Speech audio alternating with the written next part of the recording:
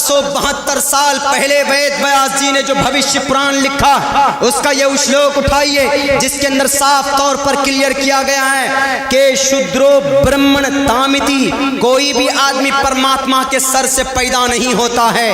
پیدا ہر انسان ایک سمان برابر پیدا ہوتا ہے ان دا ورلڈ، دنیا کے اندر. کوئی پیدائشی اعتبار سے بڑا نہیں ہوتا کہ یہ پیدائش ایشور اس کو بڑا بنا کر بھیج رہا ہے کہ یہی پی ایم بنے گا، یہی سی ایم بنے گا، یہی مکھیا میں ایم ایل اے اور ایم پی یہی بنے گا. نہیں، بلکہ کوئی بھی آدمی اپنے کرم سے، اپنے عمل سے بڑا ہوتا ہے، اپنے کام سے بڑا ہوتا ہے. ایگزامپل دیتا ہوں آپ کو اس منتر کا ادھارن. ہندوستان کی تقدیر لکھنے والا، ہندوستان کے سمویدھان کو لکھنے والا کون؟ تاریخ معلوم ہونا چاہیے ہندوستان کے لوگوں. میرے نوجوان ساتھیوں، آپ سے بھی گزارش ہے جتنا وقت آپ سوشل میڈیا پر ایکٹیو ہوتے ہیں، جتنی دیر میں آپ سلمان خان صاحب کی کوئی پکچر ریلیز ہوتی ہے تو 2 بجے رات پر آپ اس کو ڈاؤن لوڈ کرتے ہیں کہ 12 بجے رات کو ذرا نیٹ ورک فری رہے گا، ہم اس ٹریلر کو سیو کرتے ہیں اور اس کو آف لائن کر کے دیکھیں گے. یہ غلط ہے. تاریخ کے اوپر بھی آپ کی نظر ہونی چاہیے، تاریخ کے اوپر بھی آپ کی گہری نظر ہونی چاہیے. ہندوستان کا ودھاتا کون؟ ہندوستان کی تقدیر اور سمویدھان کو کس نے لکھا؟ اس منتر کے آدھار پر اس کو تو ناپاک ہونا چاہیے. ارے ڈاکٹر بھیم راؤ امبیڈکر جو کہ دلت تھے، جو کہ شودر تھے، اگر تمہاری بات مانے تو ان کے ہاتھوں سے لکھی ہوئی چیز ناپاک اینڈ ریجیکٹیبل. لیکن نہیں، یہ ڈاکٹر بھیم راؤ امبیڈکر نے 3 سال میں ہندوستان کا سمویدھان لکھا. پوری دنیا کے بڑے بڑے ممالک کا سفر کر کے انہوں نے چن کر جو اچھی چیزیں تھی، جو اچھے ایکٹ تھے، وہ ہندوستان کے سمویدھان کے اندر داخل کیا تاکہ ہندوستان کے اندر سب پیار و محبت سے زندگی گزار سکیں. اور انہوں نے سب سے پہلی یہ بات بھی کہی کہ all Indian person are equal to the Indian constitution. Hindustan کے نظر میں کوئی بڑا چھوٹا نہیں ہے، ہندوستان کی نظر میں کوئی پاک اور پوتر اور اپوتر نہیں ہے، بلکہ برابر ہے. اگر ان لوگوں کی مانو، ان بہروپیوں کی مانو تو وہ تو دلت تھے، وہ تو شودر تھے.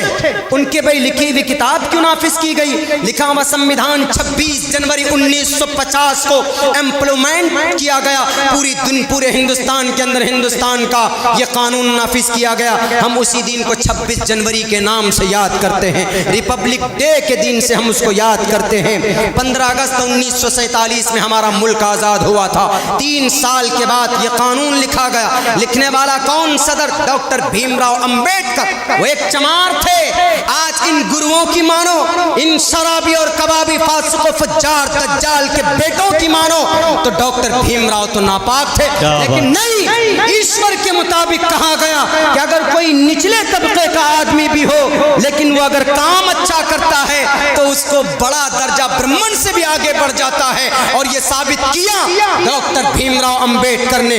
پوری دنیا کے اندر ادب سے نام لیا جاتا ہے. کیوں؟ کیونکہ آدمی بھلے ہی چھوٹے فیملی سے بلونگ کرتا تھا لیکن کام اتنا اچھا کر گیا. ہندوستان کے پوری اس تقریباً جتنے بھی لوگ ہیں ان کو ایک اتنا خوبصورت نظام دے کر کے گئے. پوری دنیا کے اندر ان کا ریسپیکٹ اور ان کی عزت کی جاتی ہے.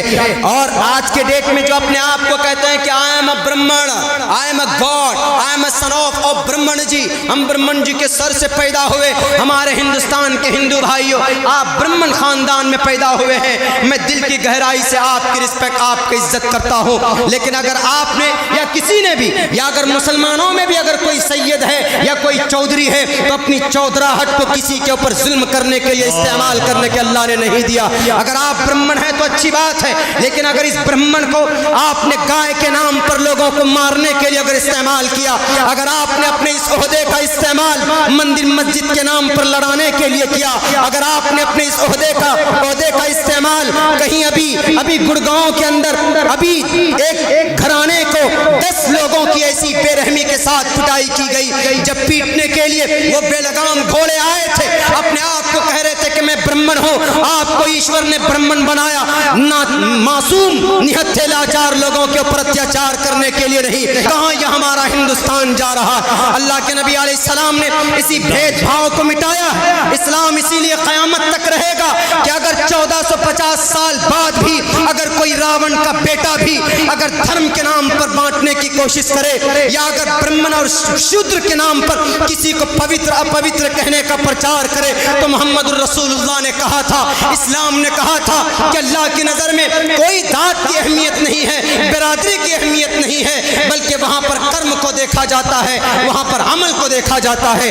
अगर कोई धर्म के नाम पर बिरादरी के नाम पर अगर कोई कामयाब होता तो अबू लहब कामयाब होता, अबू जहल कामयाब होता, लेकिन इनकी तबाही पर पूरी की पूरी सूरत अल्लाह तबारक व तआला ने नाजिल कर दी। लेकिन वहीं पर देखो, अगर कर्म अच्छा हो तो भले ही गरीब हो, भले ही बदसूरत हो, भले ही वो निचले तबके से ताल्लुक रखता हो, कौन?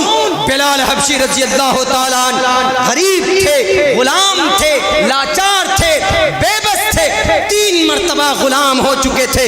अगर तुम्हारी मानो तो उनको तो कचरे में डालने के लायक आदमी थे, लेकिन नहीं, इस्लाम ने कहा ला फज़ल लिअरबिय्यिन अलल अजमी, कोई आदमी अगर मालदार है तो गरीब के ऊपर कोई फजीलत नहीं, अगर कोई खूबसूरत है तो बदसूरत इंसान के ऊपर कोई फजीलत नहीं, अगर कोई आदमी ताकतवर है तो कमजोर के ऊपर उसका जोर नहीं चलना चाहिए। मोहम्मद रसूलुल्लाह ने, इस्लाम ने जो क़यामत तक रहेगा, इन अच्छाइयों की बुनियाद पर इन गलत फहमियों को दूर करता है जो आज के डेट में लोगों की दिल दिमाग के अंदर जो एलिगेशंस लगाए जाते हैं। तो इसलिए मोहम्मद रसूलुल्लाह ने कहा कि बिलाल, तुम्हारा अमल क्या है? अरे बताओ तो सही, तुम चलते हो मक्का की गलियों में, तेरी चलने की आहट सुनाई देती है जन्नतुल फिरदौस में। अगर आप चाहते हैं गरीब हर वंचित इंसान की आवाज आप तक पहुंचे तो हमारे चैनल को सब्सक्राइब करें और बेल आइकन का बटन दबाना ना भूलें। देखते रहिए भजन हलचल न्यूज।